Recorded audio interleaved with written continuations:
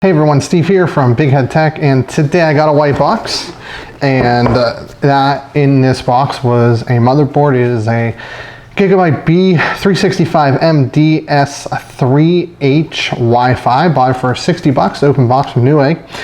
And we're gonna do a really quick review of it. In my opinion, is a good value for 60 bucks at an open box price. And hopefully this board turns out good and is a good purchase. But let's take a look at the board, then I'll give you guys my final thoughts.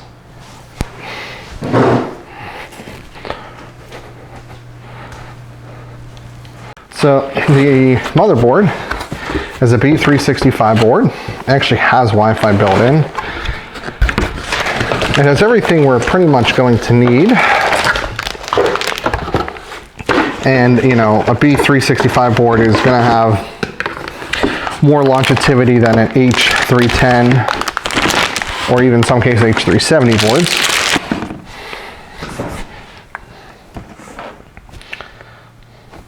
So let's go over this board real quick here. We have a 4+2 power phase. Yeah, no doublers, so most likely 1, 2, 3, 4, and then those two.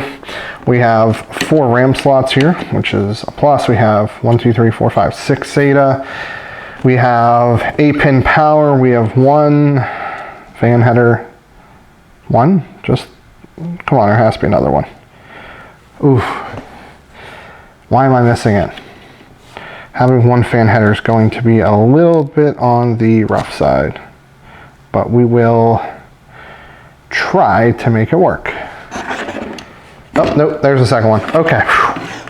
We have a lot of RGB. So we have, up here, this is addressable, 4-pin, potentially addressable. I don't know, probably not with the way this is turned. So I'm not going to bank on that being addressable necessarily, but so we have 1 4-pin, 2 3-pin RGBs. We have front USB 3. We have 1 2 USB ports. We have HD audio. So the I/O is not fantastic, but it's good enough. So 5.1 surround, 4 USB 3, 2 USB 2 combo port, HDMI, Gigabit Ethernet, and Wi-Fi. I don't know, this is an Intel Wi-Fi chip. We have a Realtek 8118 gaming LAN. We have an Intel Dual 802.11 AC Wi-Fi with antenna. So what that tells me is that is going to be Wi-Fi 6. Well, it doesn't actually say what the audio solution is necessarily. It does have dual BIOS, so I definitely do like that. Solid caps. It just has high quality onboard audio design, so it's probably going to be like ALC 1220 or something of that nature. But it basically gets the job done for a really budget system. You have RAM expandable, you have a M.2 slot that's NVMe, although we're going to put an M.2 SSD in here. You only have 1 of those, so you don't have 2, unfortunately, but you know, it is what it is. So it pretty much has marks off all the boxes. This is about, I think, $80-something new. I got it for $60 on their refurbished side. So overall, though, I think it's going to be perfect for the upcoming build I'm working on. So here's my final thoughts.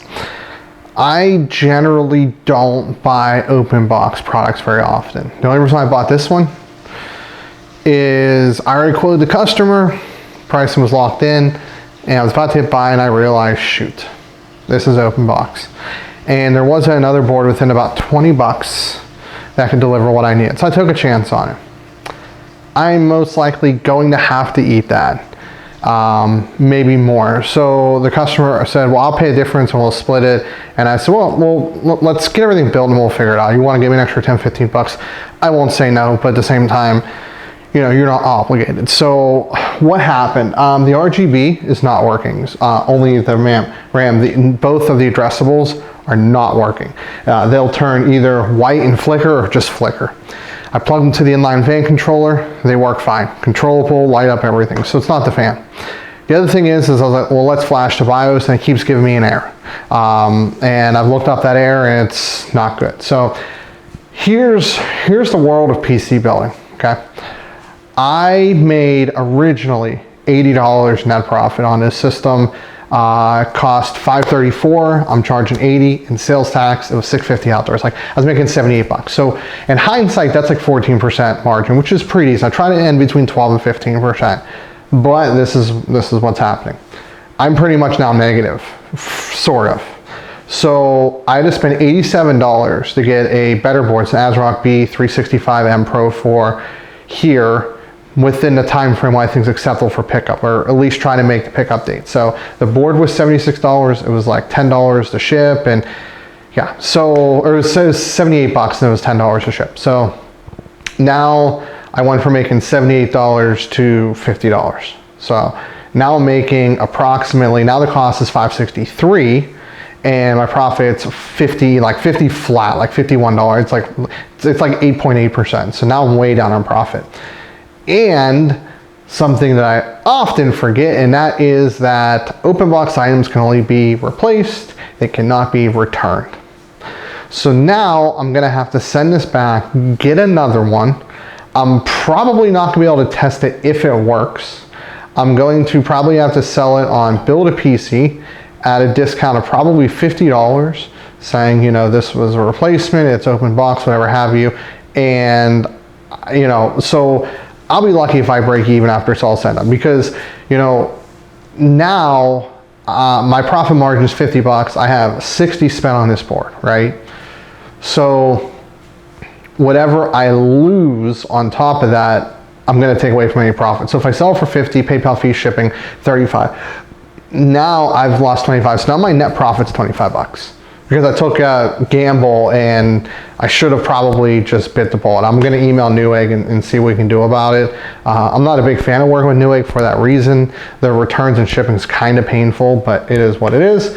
But yeah, so am I gonna say, do I recommend this board? Yeah, the regular version's a bit more expensive, like 90, 100 bucks, says Wi-Fi. And that's a little bit pricey for a board like this. If you don't need Wi-Fi, one with the Pro 4, the B365M Pro 4. I like the Pro 4. I use a Pro 4 B550 board. I've used a lot of the B450 boards. Even I think I've used a couple like X470. I think I might have used Pro 4 once there. That might have been the Extreme 4, but regardless. So that's something to keep in mind. But overall, I mean, it's sometimes worth a risk, because you got basically $100 board for 60 bucks if it works, and you could have saved a lot of money and gotten the addressable RGB, the 4 RAM slots. As you see, also it has 3 fan headers, not 2. Has 2 addressable, 1 regular RGB. NVMe slide, has kind of everything you need in a micro ATX form factor with a good enough VRM. So, you know, it's a gamble. I lost. I probably am going to give away all my profits over it. That being said, I don't necessarily do what I do for making money. I do what I do because I love doing it. So that's kind of my really quick outro. If you like the video, hit the like button, dislike button, leave a comment, get subscribed.